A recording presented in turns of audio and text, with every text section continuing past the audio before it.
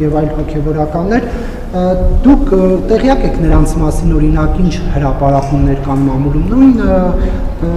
Նավասարդ Կճոյանի հետ կապված այդ Բենտլիների օֆշորային պատմությունը,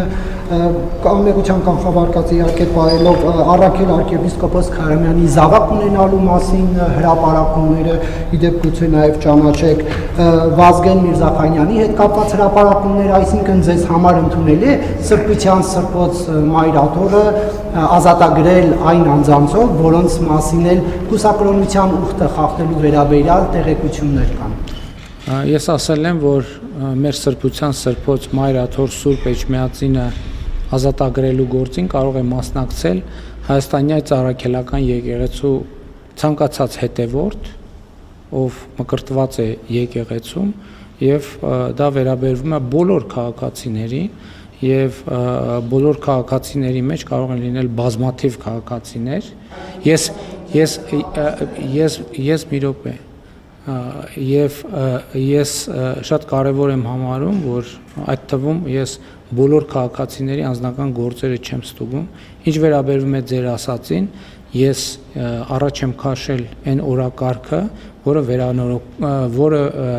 վերաբերվում է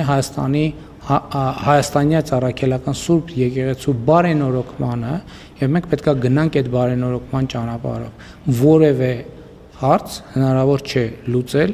առանց բարենորոգման ճանապարհով անցնելու, եւ ես ողջունում եմ ցանկացածի պատրաստակամությունը այդ բարենորոգման ճանապարհով անցնելու։ Եթե հիմա դուք հարցնեք, հիմա Կտրիչ Ներսյանն էլ կարող է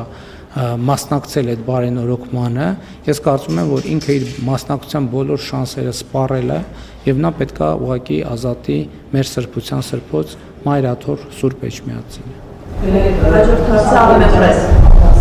Ես ձեր հարցին պատասխանեցի, ես ասացի արդեն, որ բարենորոգման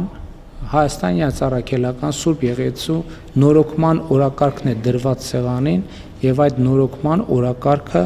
պետք է իրականացվի։